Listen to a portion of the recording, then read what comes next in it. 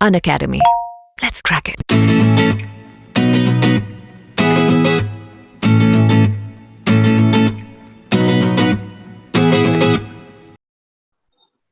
Hello, friends. Welcome to Unacademy.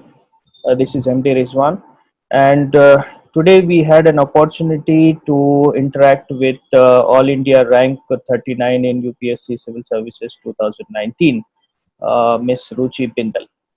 So, welcome, Ruchi. How are you? Thank you, sir. I'm good. Thank you, sir. How are you? Yeah, I'm good. I'm good.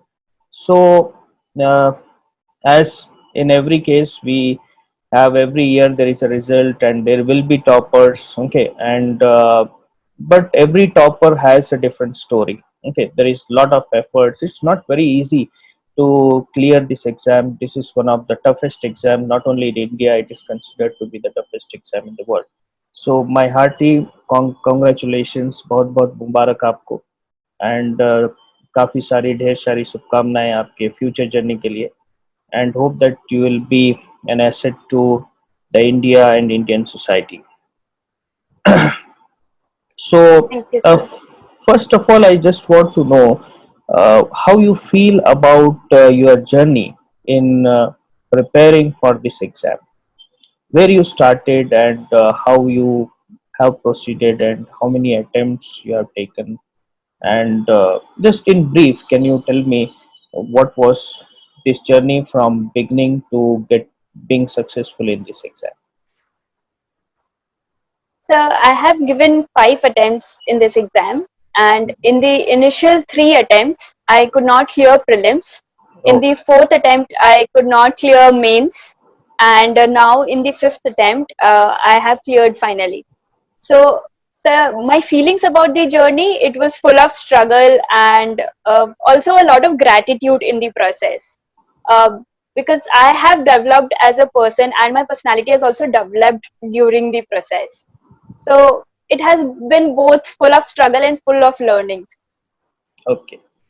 So, out of what you are saying, I can feel that you are a person who has seen this process of exam very closely because giving 5 attempts is not a easy task. Keeping yourself intact with the process, having that patience, perseverance, it's really amazing. See, people may succeed, people may fail, but continuously uh, being continuously focused on one particular goal, that itself is a big task and big achievement. So, can you tell me, like, as a student, what can be the mental or psychological hurdle what a student can face during this preparation? Because this is the most important thing in the entire preparation what the students do. Yes, sir, I agree with you that mental health and mental strength is the foremost thing that you require to clear this exam if you are in it for a long haul.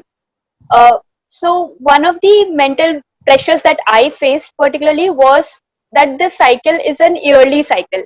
So if I failed in prelims for 3 times, so I had to wait for an entire year to write the another exam. So it's 365 days of mental strength that you require because every day you face a lot of problems, be it not scoring good in mocks, not completing your daily targets, family pressure, external pressure. So it's a lot of pressure to deal with, but I made sure that I deal with it by motivating myself daily.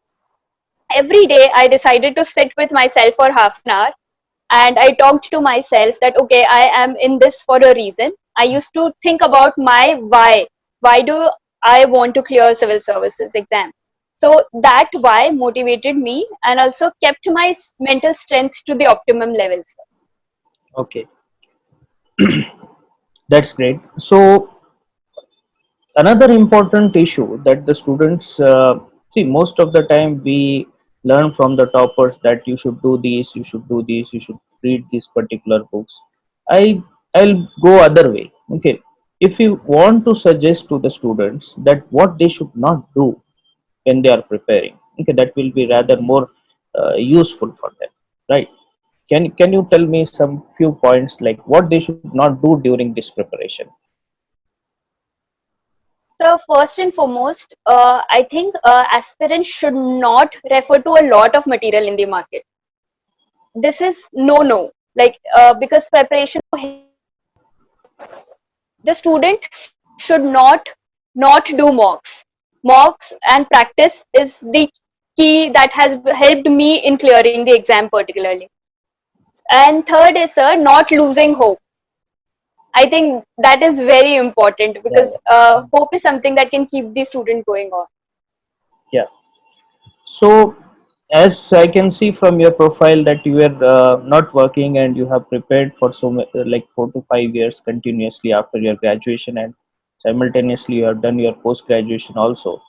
Uh, like there are two categories of the students. Somebody will say that we want to work and prepare. Some will be, or they will be, their financial backgrounds or family background will not permit them to full-fledged take this preparation.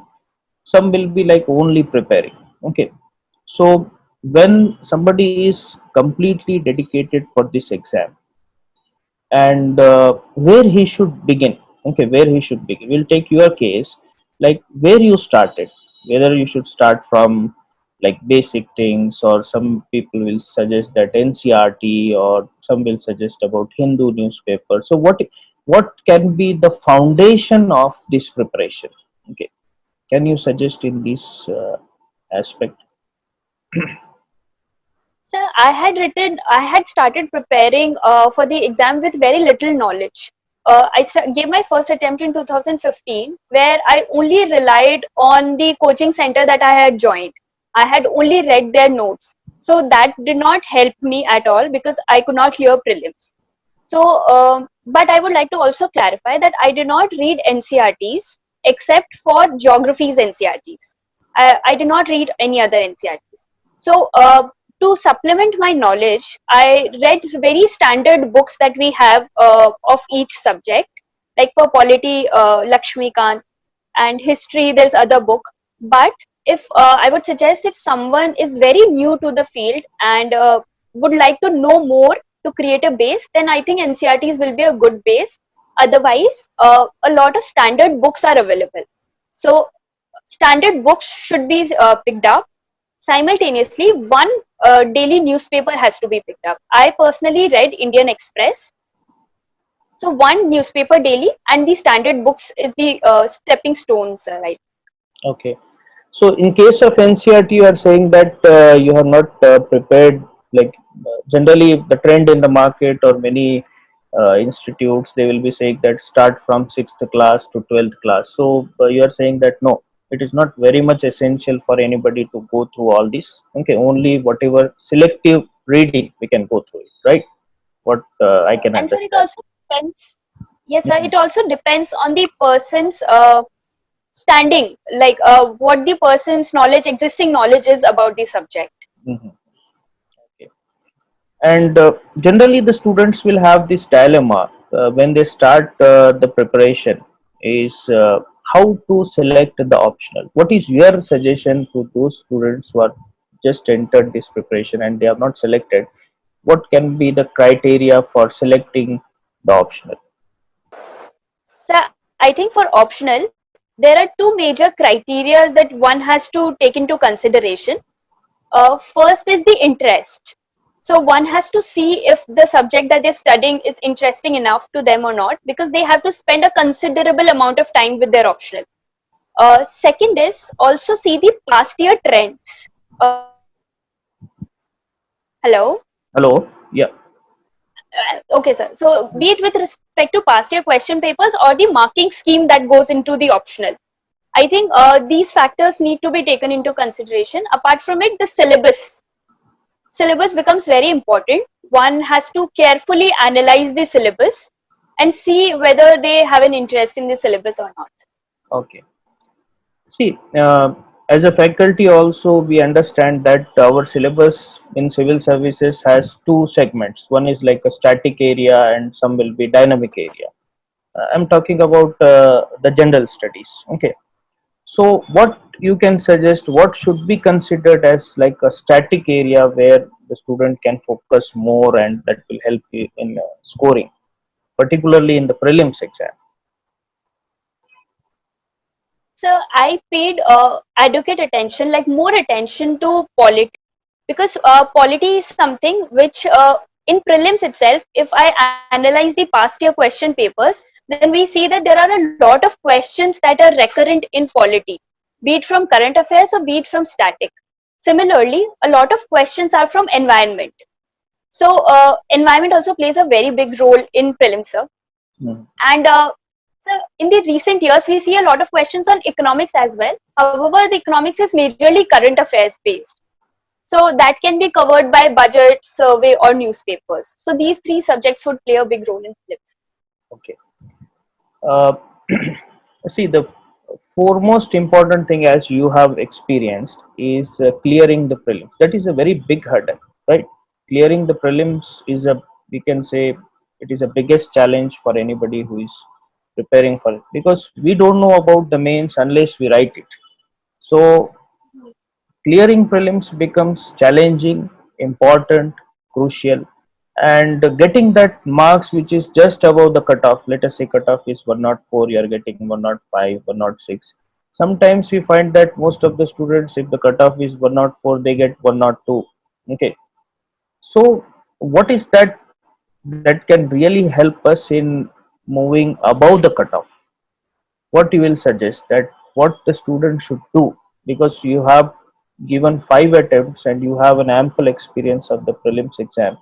So what really can be done? And many of our aspirants will be giving this exam on 4th of October, so it will be like very crucial suggestion for them also, what really they can do in next 2 months so that they can clear this prelims. What is your suggestion there?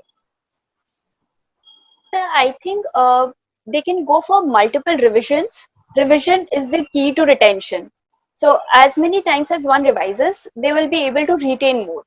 And also solve a lot of mocks, because with practice you realize where you are lacking, which subjects needs more revision, or probably miss the statements where it is written which of the statements is correct or incorrect. I think that comes with practice, and also frame a strategy of solving the paper. Like if you want to attempt the question, forming a strategy will also help here, sir. Okay. Yeah. Yeah, you can go ahead, Ruchi. Yes, sir. Huh. So particularly, I would suggest to the people who are writing prelims this year on 4th, they should sit daily for 2 hours. Like I used to sit at 9 o'clock in the morning and finish my one paper till 11 o'clock. So I tricked my mind and trained it to be in a prelims mode daily. Okay. So every 2 hours, I solved a test paper for the two. And what about current affairs? What you will suggest about the current affairs? What the students should do now for current? Like I'm talking about particularly the 4th October prelims exam. So what? How much time should be like considered as a current, like 8 months, 10 months back, or 1 year back? What is the ideal range for preparing for this current affairs? So I there's no ideal time frame that I can give for current affairs. However, it is considered safe if you cover 1 year's current affairs very nicely. Apart from that, the current goings has to be dealt with very carefully, because right now there are a lot of new events that are occurring in India or all over the world. So right now I would suggest keep certain hours of the day, like 2 to 3 hours, for reading the new material of current affairs, like the present ongoings, and keep 2 hours for the revision of current affairs that you have read earlier. Good. Now, after the prelims exam, we have the second important stage, that is mains, which is finally deciding like whether you get an interview call or not.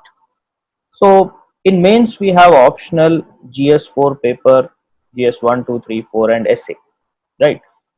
If you want me to like classify them, like what is the very scoring area where a student should focus again in mains?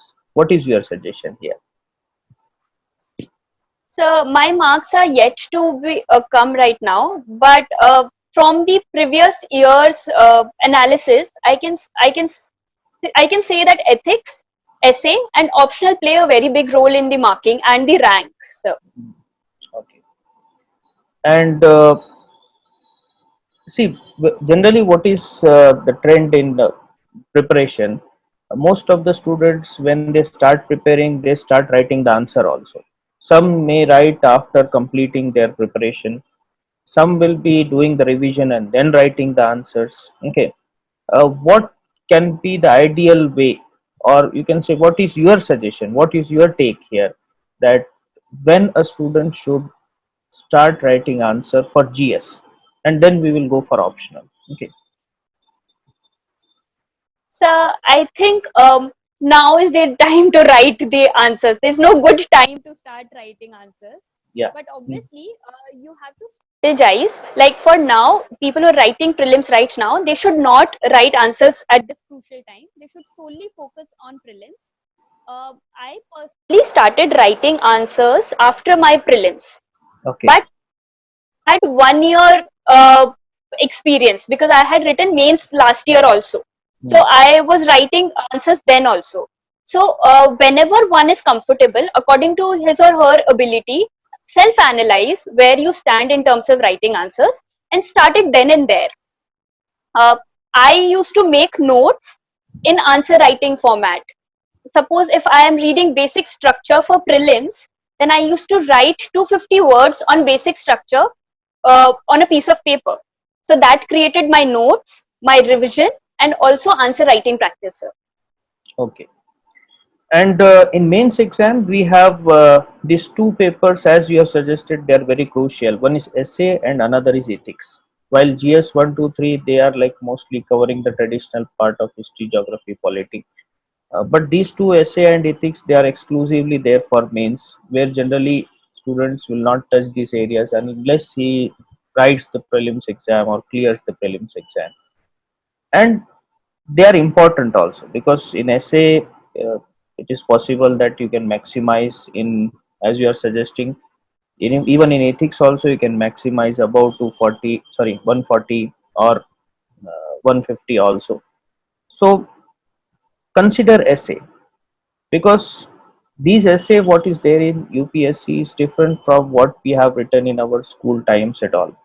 So what you suggest about the strategy for essay writing? Is there any So, framework you have followed, or some material you have followed, or some standard preferences, or some guide is there like that? so I did not follow a particular guide or a booklet for essay. I created my own notes.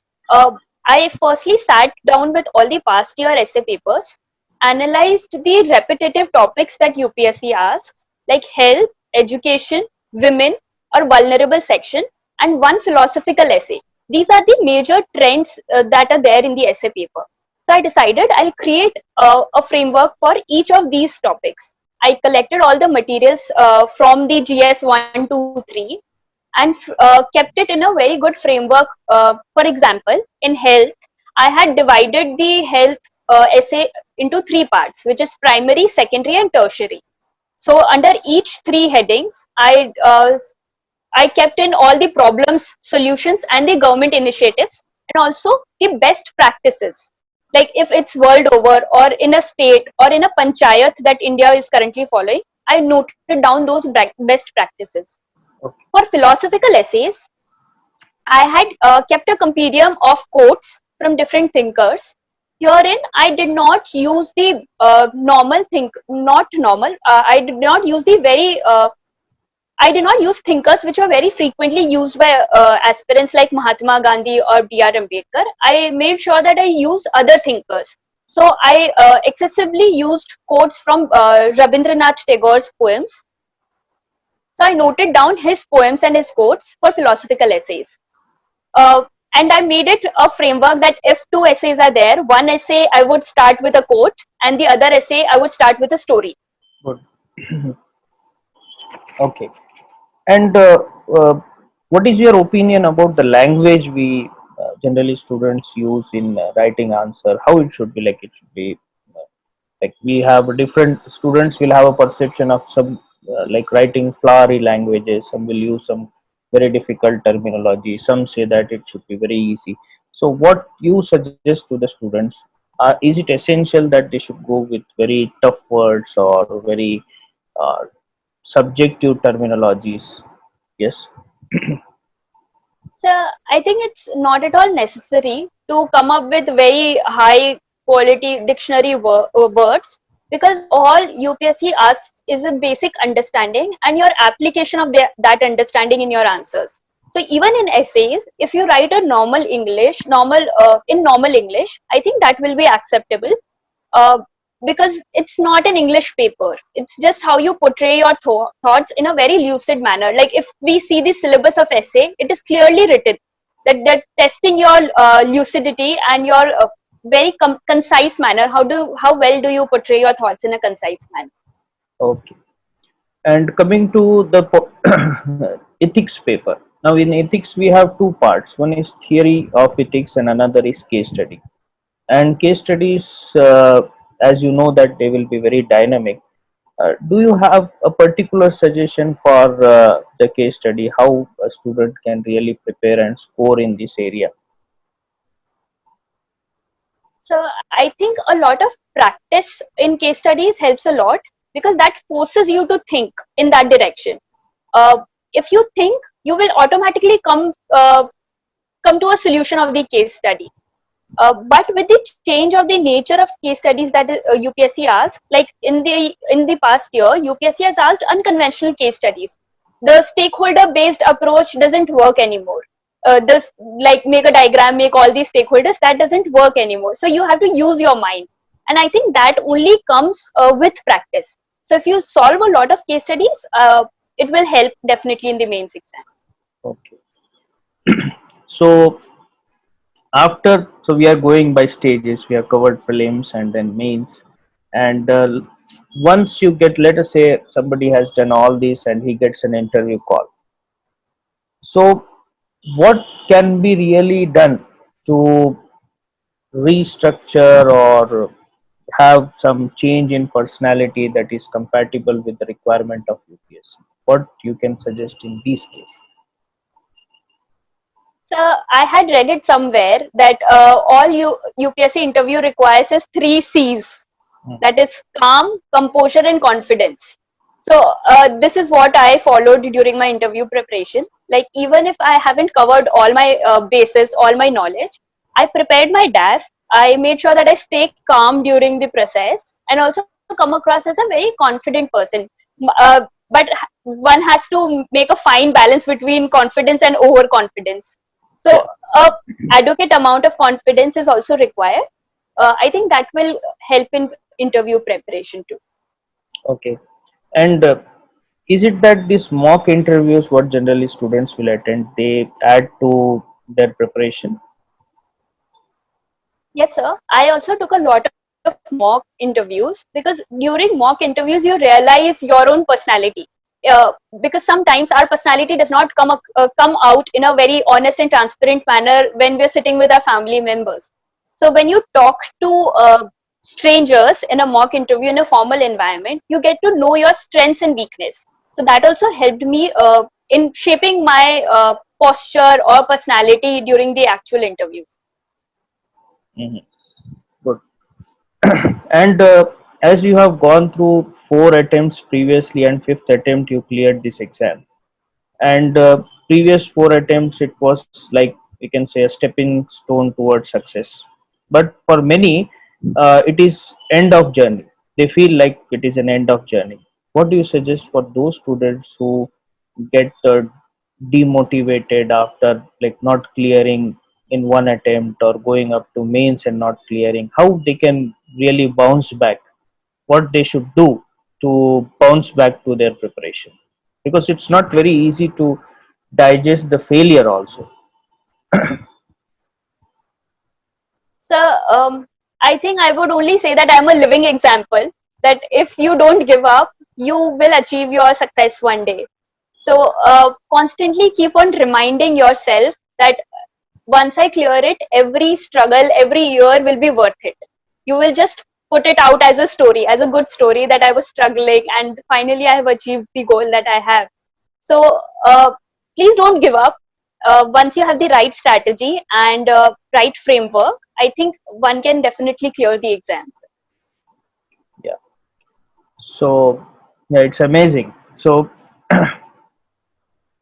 whatever you have given suggestion, I feel that it will be useful for the students. And anything else you can, if you want, you can add apart from what I might not be able to ask you. Okay, from your side, if you want, you can suggest what can be further helping our aspirants in future.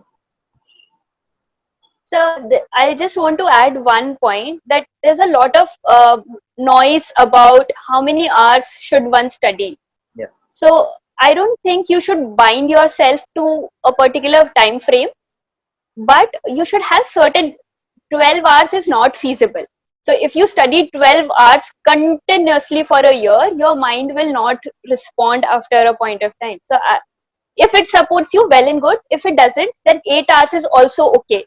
So even it's a marathon, so run daily to win the marathon. Okay, great, great, great. So thank you, Ruchi, for your time, and it was a great experience to talk to the students like you who have, and it is an honor also for a teacher to interact and come across the students who are successful. Okay, really, I feel very good that this is a reward what a teacher can get. Okay, maybe you what, definitely you are not my student, but whomever you have studied from, okay, they will be proud, okay, to see that their student got into service. Okay, thank you very much. Okay, and Thank you all so the much, best. sir. Thank Thank you. you, sir. Thank you.